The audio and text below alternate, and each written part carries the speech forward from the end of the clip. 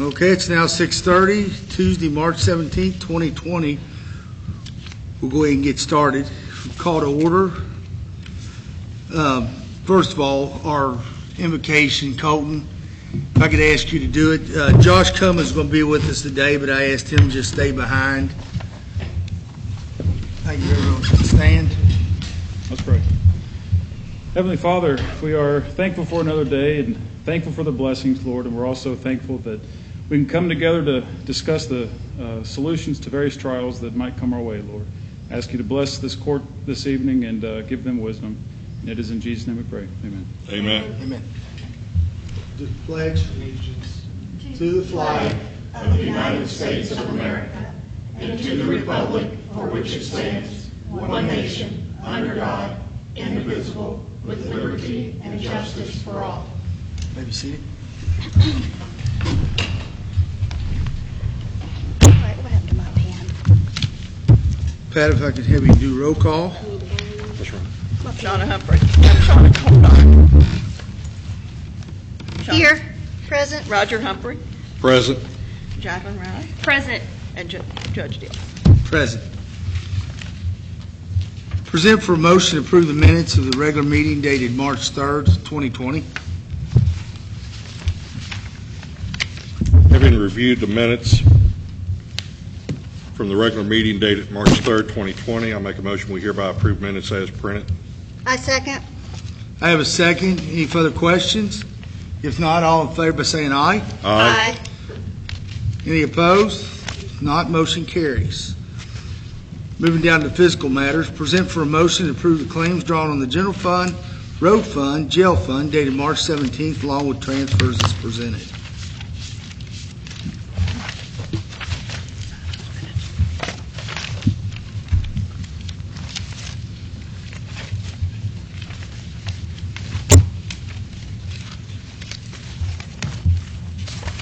Make a motion to approve the claims this evening drawn on the general fund, road fund, and jail fund, along with the transfers as presented dated March 17th. Before we go any further, I got just a couple questions on that. The transfers that we had for the road department, is these the ones that's already been amended to the budget, Judge? Yes, Shauna. Okay. We had put the money for the road slippages, we had put that in the reserves for transfers. Okay. And as we needed it, then we're moving it up into the line item that it needs to come out of. Okay. It probably just looks a little bit different than our regular transfer. Is that something on the new system? It does. It's a little easier for me to decipher. Yeah, it is. I just, Done that way. it seems like we had already didn't we do something to approve that amendment here not too long ago, or was this? We amended the budget, but the bills hadn't, Okay. the bills hadn't Yes. presented themselves yet, right? This way I took it. Well, this is already in the transfer funds. So, but we'll be filing with FEMA on those too, won't we? Well, what will happen, once those checks clear the bank, Yes. we'll forward them to Les. He'll put all his paperwork together. Steve Tatum will get all his paperwork together. We'll pull out the invoices where we paid for the rock for the slippages, and then Les will submit all of that to FEMA. Okay. So this will be submitted to FEMA? Yes. Even though we did, okay. It hasn't been yet because we hadn't done the work. Right. And then those deputy salaries are the ones that we amended here probably a couple meetings ago? No, I don't believe so. No, on the transfer, it's from deputy salaries line item into overtime line item because they're shorthanded. In other words, we were paying Okay. less deputies for their salaries because they're gone. So therefore, we're Okay. having more overtime, so we had to move it up into the overtime Okay. line item. All right, so I'm just not used to seeing this document yet. It's new. Okay, so we transferred out of regular into overtime. I see what we're doing now. Okay. I second Jacqueline's motion. Okay, I have a second. Any further questions? If not, all in favor saying aye. Aye. Any opposed? Motion carries. Yeah. Moving down to new business. Need to have an annual review of ordinance number 02-2017-705 as required by Section 13 of the Occupational License Tax Ordinance. If you recall from the ordinance that last year at this time we reviewed the occupational tax, we were at 2%. It's went down to the 1.5%, and part of the stipulation is once the reserve has $1 million in it, then we would reduce it. As I explained coming into office last year, just a few months into office, that I had a lot of concerns that there's some infrastructures that we need to take care of with our roads and our buildings before we look at it. But I want everybody to take an opportunity if they need to express any comments of it. But, I stand as I did this time last year that there's some things that need to be fixed before we consider lowering our occupational tax. I wholeheartedly agree. We're just now on the path of stabilizing this government and have quite a bit of things still to do, whether it be infrastructure, for sure roads, and then also looking at long-term, likely not this upcoming year, but in the future, attempting to make salaries a little bit more competitive, which I think that this money's this is one of the only other places outside of property taxes that we're able to generate a revenue to have a financial base to do things with. So to me, I think at least my opinion is to continue as is at the 1.5% because we still have a lot of things to do that comes with a large financial tag. I would add to that, I agree wholeheartedly, 100%. And at this point in time, with the crisis that's going on across the United States, we don't know how this is going to affect our income coming in, our revenue coming in. Unfortunately, there may be businesses closing and employees losing jobs, and It will even will even lower our revenue coming in, our projected revenue, and unfortunately, I just see no way we can do that. This county's in bad shape as far as our infrastructure. Well, It really is. and I think that we still also have to give some time with the new administration to stabilize the operations of the jail, which is one of the largest entities of our budget, Absolutely. which this occupational tax helps. Yes, greatly. So Any other comments?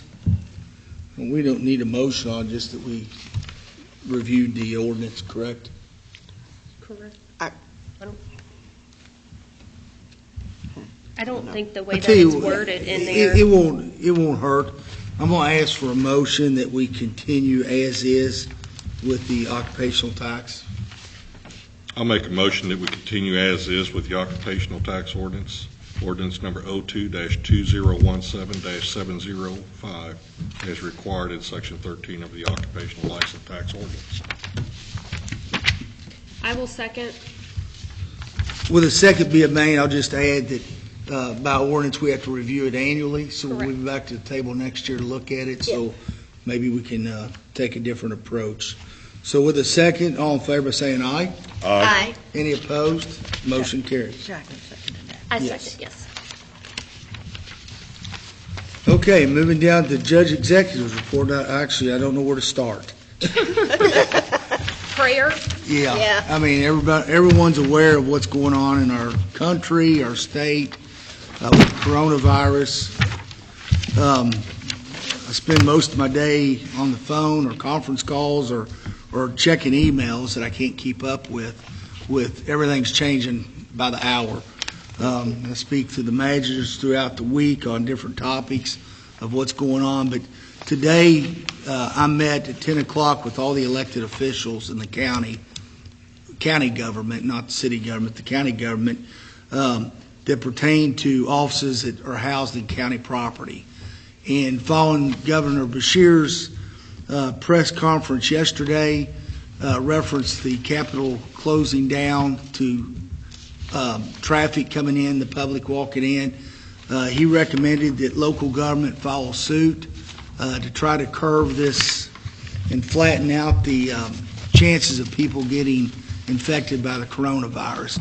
So today, after meeting with everyone, we got together with a plan with the county clerk so we could have minimal impact to the public on doing business. I mean, it's going to be a great impact, just the fact that we're closed down to the public, but operations are still going.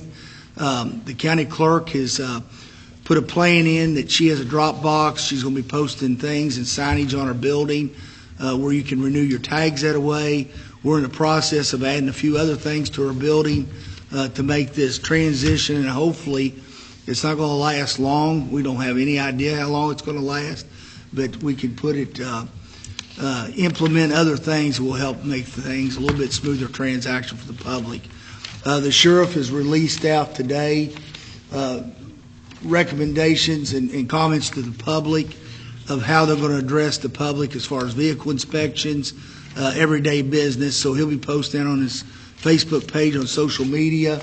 It'll be posted on his office. Business will go on normal with the sheriff's office as far as calls, phone, if they can, but any things that need to be done, like vehicle inspection, when you come to the office, you'll call, they'll come out and inspect the vehicle. They're just asking for the social distance of, approximately 6 feet is what the CBC has recommended. If everyone would just respect that, and hopefully we'll keep everybody as healthy as possible without being greatly impacted. The property valuations office, he's also put something out. He'll have it out on social media with steps. But as far as getting a hold of anyone in any of the county offices, numbers are listed at our door. They're on our websites, Facebook page. You can contact, and we can direct you in a direction that will get your business resolved. So just be patient with us, and we're all going to get through this. Also, the courtroom, as you notice, the benches are out since the last meeting. The next meeting will be April 7th. I just encourage everyone, hopefully we'll have this portion of the remodel done in this building, but I just encourage everybody to stay at home as you can. We'll be airing our fiscal court meetings on Facebook page and on YouTube as we've done in the past. But I just encourage everyone to stay healthy for safe health reasons. Try to encourage people to stay home. They don't need to get out and take a chance of getting infected by the coronavirus. Moving on down to our reports. If you notice, our sheriff is not here, our road department supervisor is not here, and our jailer's not here. I've asked them, not to come in, mainly for that reason, to try to maintain the less people in a crowd as we can. So that being said, on the sheriff, there's really no great updates. There was a concern that the Sheriff's Academy was going to be put on hold. I know all the in-service trainings are, but they are continuing, as of right now, keeping the cadets at the academy to continue on, which is going to be real helpful that we can get these 3 deputies on the road as soon as possible. As far as the jailer, the SAP program is up and running well, and I've got his report as soon as I get it pulled up here.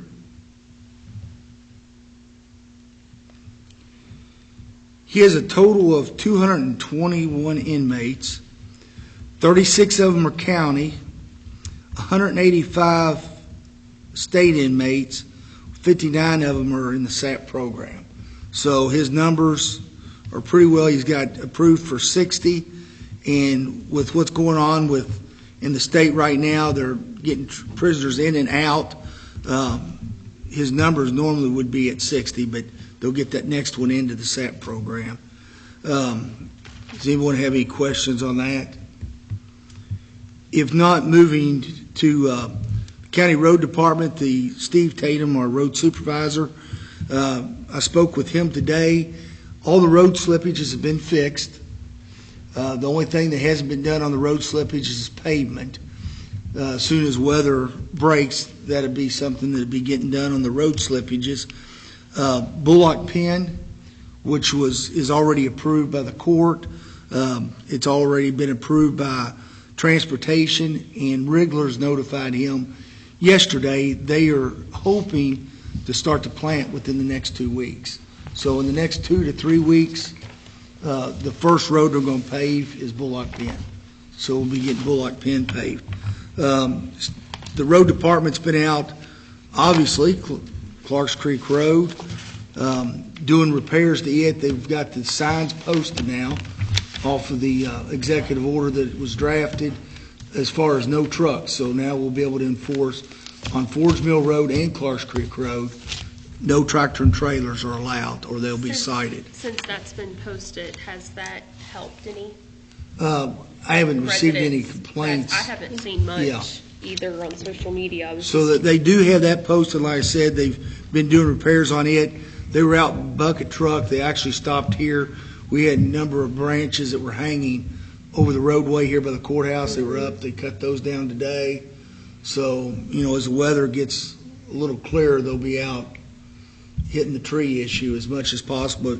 But I will tell you, Clarks Creek Road is really taking stress on the road department. Yes, it is. Maintain it, along with all the other roads are trying to maintain potholes. So I just ask everyone to bear with them, that, get your calls into us. As I said, the public access is limited to the courthouse, but all staff are continuing to work. Will be on phones, emails, any way can be reached that way. So Thanks. That was one clarity question for the public, that this building with the respective offices here will be closed to the public, but folks will still be reporting to work. yes, Okay. all county employees, and for example, builders, if they're contacting the building inspector, they would call, make an appointment. They would be able to come in, pay their permit to him. We're just trying to eliminate multiple people together in one location. And the animal shelter by appointment or phone call? Yes, as and well? spoke to the animal shelter today. They'll be closing their gates to the public. They're making arrangements. There's a drop-off location that's a kennel right there at the shelter gates. You will call ahead. You will drop the animal off.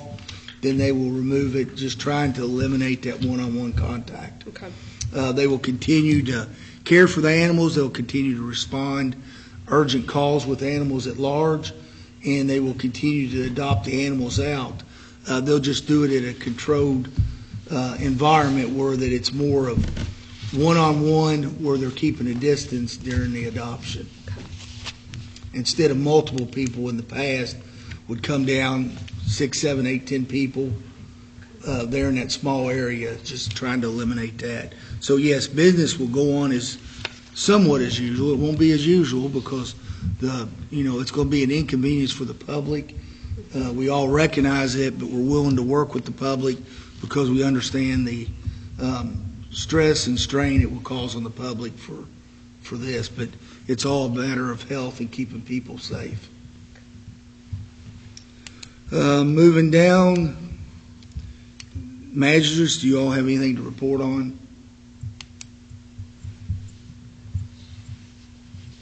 I don't really. Okay. I just wanted to commend you, Chuck, and the long hours and attention to detail that you've put in on behalf of the Commonwealth in regards to trying to stay up on the latest guidance for our community, whether it be at the city, county levels, or the state level, or the national level. So I think this is a very stressful time. And clearly is an inconvenience for some, but I think the more we can role model the guidelines that have been issued, from the higher ups, if you will, the public health providers, the better off we will be long term. So I just wanted to acknowledge and thank you for Well, and just to add to the that, various things. I and think the I've people reached coming out together. to you all. The Parks and Recs, I've asked them to assist the Grant County school system in the delivery of food, lunches to the children that are unable to possibly receive a meal at home because of the closure at school. So they've been doing a great job. This was day 2. Both of them from the Parks and Recs are assisting with it, along with I met with Brian Maines on the school resource officers. They're also assisted with the Grant County school system, and in the Williamstown school resource officers assisted at Williamstown with carrying out these matters. So it's not such a great impact on the Grant County school staff to get this done.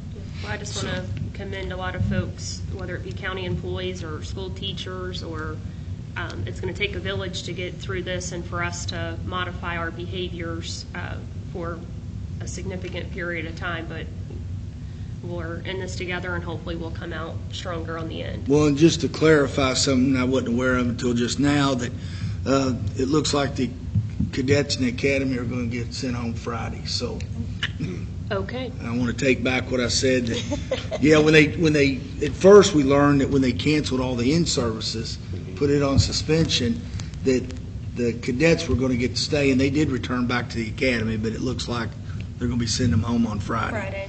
So that's going to be a great impact to us. Well, and I think the governor continues to make announcements. One, like over an hour and a half ago or so, salons, cosmetologists, theaters are to be closed by 5 o'clock tomorrow. Yes.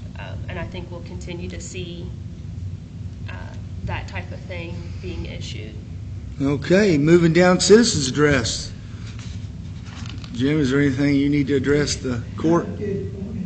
Okay, well, thank you. With that being said, I'll just remind everybody before we adjourn, our next meeting will be Tuesday, April 7th, 2020, held here at the Grant County Courthouse at 6:30. As of now, it'll be public. We may be trying to do something different as this hopefully doesn't progress, but if it does. But as I said, we are putting these on immediately after our meeting. This will be aired. So we just encourage people, if they have any questions, call us, but try not to attend. With that being said, I need a motion to adjourn. I make a motion to adjourn. I second. With a second being said, all in favor by saying aye. Aye. Any opposed? Motion carries. It's a good Thank thing you. we put that.